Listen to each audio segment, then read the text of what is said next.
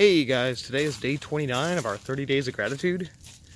I'm just getting home from work and been thinking all day kind of about what I'm grateful for when I'm not cramming a bunch of other stuff in my head. And the thing I'm grateful for today, as I walk around the yard here doing this post, is imagination. Now, what is imagination? Well, it could be a bunch of different things. It could be your dreams. It could be the things you did as a kid, playing outside. At least my generation, when we were kids, we played outside. We didn't have all the video games and electronics, social media and all that, and YouTube to saturate our brains. You know, we actually used our imagination. Imagination could be the things you see in the movies, could be cartoons. But the one kind of common theme that comes to imagination is the human brain. So in a way you could say that I'm grateful for the human brain. But the human brain is more than just imagination. Now, the reason I'm grateful for imagination, and this kind of just comes up to me today, is number one, I had some really vivid dreams last night. I can't exactly tell you what they were all about, but like, if I really focus on it and think about it, like I can kind of just close my eyes and vividly remember the things I saw on it. You know, a city and traffic and people and expressions and all that kinds of stuff. And to be able to just kind of go to sleep and your mind is doing something in the background that's, you know, kind of creating this whole other world that you're not a part of, you know, physically. It's a pretty cool thing. And then, of course, work has been a little crazy and chaotic. You know, yesterday I mentioned about a tool that I've been developing, and unfortunately, when I'm working on something and it means a lot to me, which work does, I really pride myself on the quality of work I do. You think about it a lot.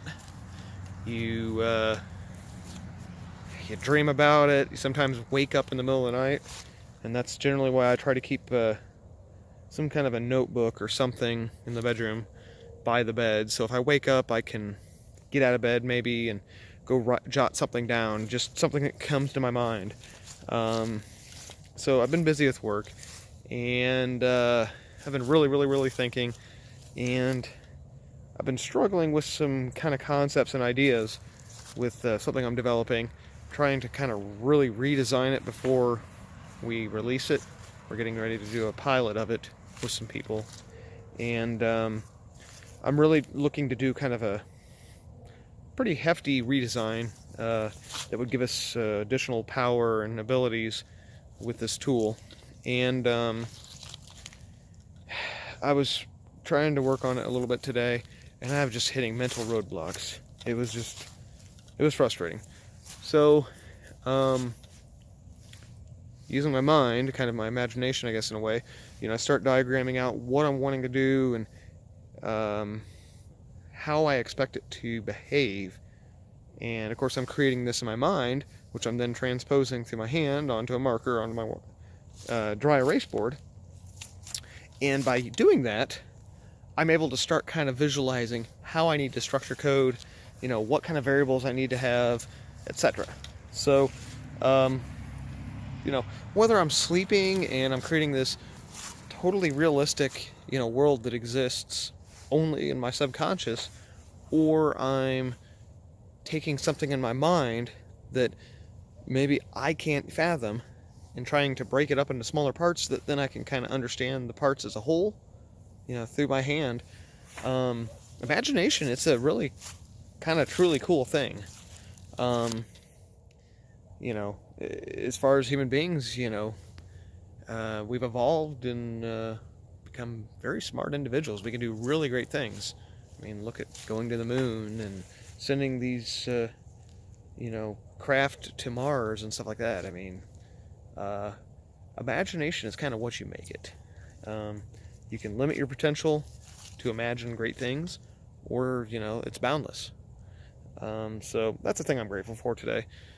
It seems this 30 days of gratitude has been a lot about the many blessings God has given us as human beings into our life. The ability to be challenged, the ability to be grateful, constructive criticism, imagination. I mean, when you think about us and who we are as people, hopefully you don't think about, this PC culture we live in, this, everyone's getting butthurt over everything and anything that they can think of, anger, hatred, political fighting, war, disease. The world we live in is really, you could say, negative in a way. It's a depressing world to live in if you kind of focus on all the negativity and bad things you see in the world. But then when you actually think about all the blessings God has given us, and who we are as people, and just how powerful of beings God has made us, that's a pretty big thing.